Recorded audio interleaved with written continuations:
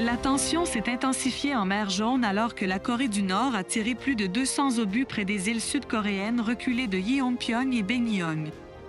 Les civils ont rapidement cherché refuge dans les abris, réagissant à cette escalade militaire, l'une des plus sérieuses dans la région depuis l'incident de 2010 où le Nord avait bombardé Yeonpyeong. Selon l'agence officielle KCNA, la Corée du Nord a justifié ses tirs d'obus comme une réponse naturelle aux exercices militaires de la Corée du Sud. Ces tirs ont suscité une réaction immédiate de Séoul, qui a mené un exercice à munitions réelles dans la même région.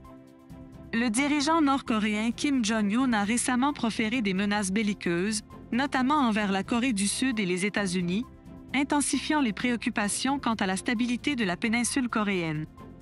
Le ministre sud-coréen de la Défense, Shin Won-sik, a qualifié les tirs nord-coréens d'actes de provocation mettant en péril la paix régionale. En réponse, l'armée sud-coréenne a annoncé des mesures de rétorsion immédiates et fortes.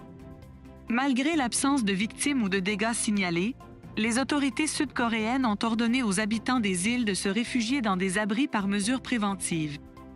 Les traversées reliant ces îles au reste du pays ont également été suspendues. La Chine, alliée de la Corée du Nord, a appelé toutes les parties à la retenue, soulignant l'importance de ne pas aggraver les tensions et d'éviter toute escalade.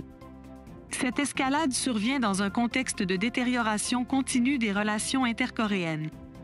Les déclarations récentes de Kim Jong-un sur la préparation militaire et la possibilité imminente d'une guerre ajoutent une dimension préoccupante à cette crise. L'annulation d'un accord frontalier en novembre dernier a également accru les risques d'affrontements militaires le long de la frontière.